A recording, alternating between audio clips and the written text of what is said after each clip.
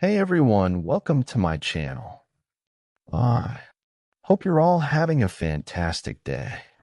When Kelly Ripa was honest about flying without a bra during travel excursions, it wasn't just a viral moment. It helped shine a light on a growing shift in how women are prioritizing their own comfort. Earlier in January, Ripa, alongside her husband and co-host for Live with Kelly and Mark Consuelos, revealed in an episode that she doesn't wear bras on planes and initially thought the term naked flying pertained to clothes. The term actually means traveling without luggage and only essentials like a phone and wallet. Some flyers who have done this send their luggage ahead of them or opt for buying items at the destination they're going to. While it may not be one of the travel essentials you need in your vacation wardrobe, the intention behind the fad still supports intentional comfort. I feel like life is hard. What's the point? Let's face it, I don't need a bra. Ripa expressed during the same episode when speaking more about her bra-free travel mindset. Similar to Ripa, other women across the country have also started going braless while traveling. Their perspective, similar to Ripa's, stems from discomfort and wanting relief.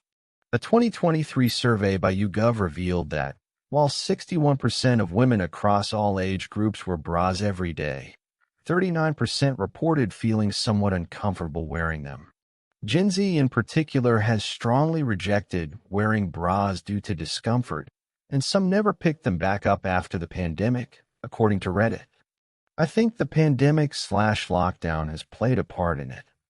I stopped wearing bras after months of staying home and not having to wear them. There was no way I was going back. One Reddit user commented on the thread. With Ripa traveling unapologetically braless, this can encourage other women to try it out, depending on how comfortable they feel. There are moments in pop culture that feel small on the surface and enormous when you step back and look at the pattern they sit inside. A celebrity mentions something offhand on a morning show. A line gets clipped into a meme. People laugh, sigh, argue, and then slowly, the world adjusts the way people feel about a small, ordinary choice. Kelly Ripa's braless confession on a plane was one of those moments. It was a single, frank statement about comfort that rippled past the usual tabloid splash and landed squarely in the larger conversation about bodies, boundaries, and what it means to be comfortable in your own skin.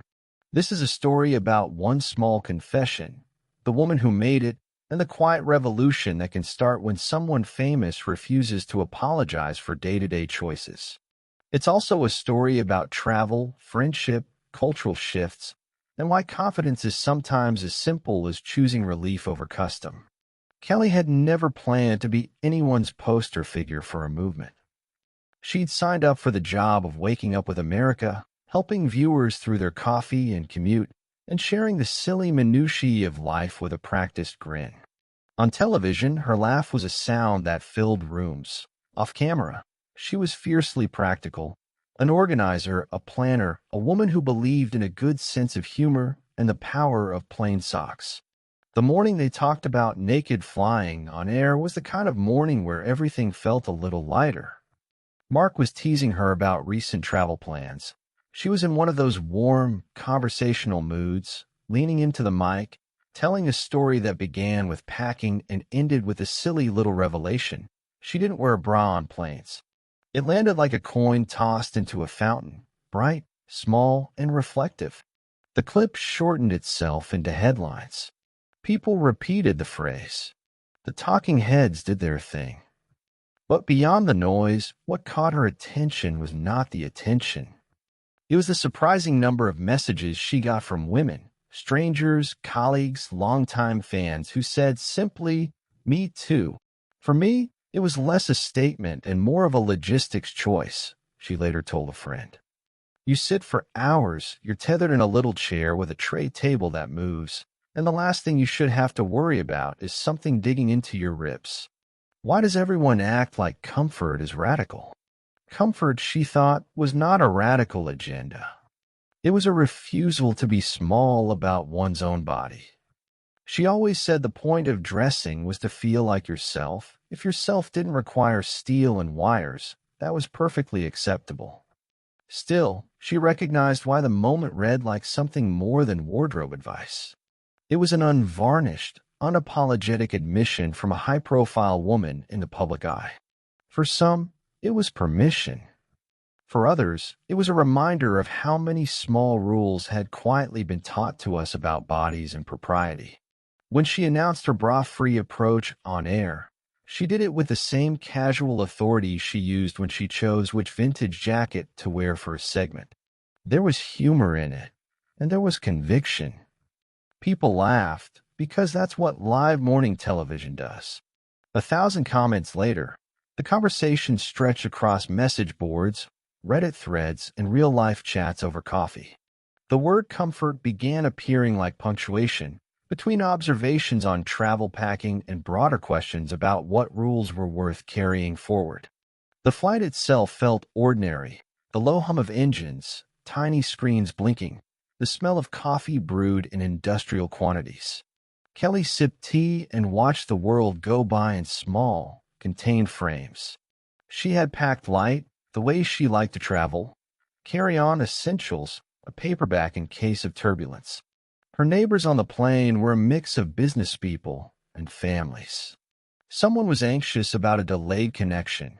A toddler discovered a new talent for shrieking. A man 2 rows ahead had built a fortress of headphones and received 3 different meals without noticing. Comfort, she told herself, began with the small decisions. If taking something off or choosing not to put it on made the hours move smoother, then that was a choice of efficiency. Life is hard, she told Mark in one of their after-show conversations, rolling her eyes with affection. What's the point?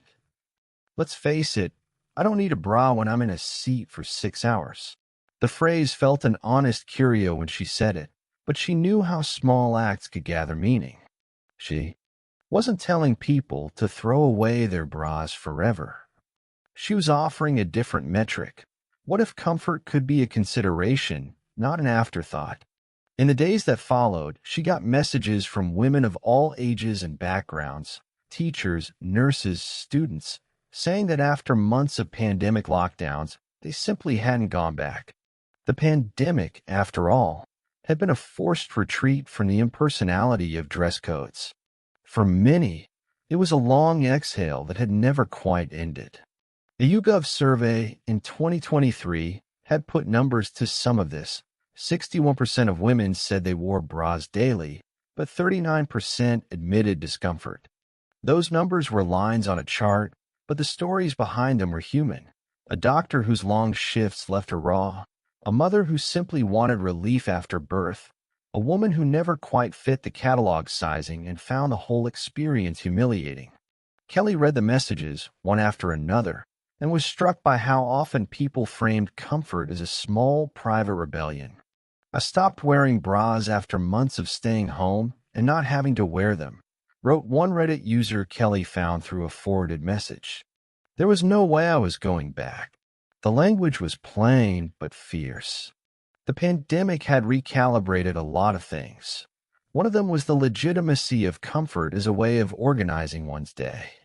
On the show, Kelly and Mark played it light, but Kelly felt something deeper, an encouraging warmth when people told her their own stories.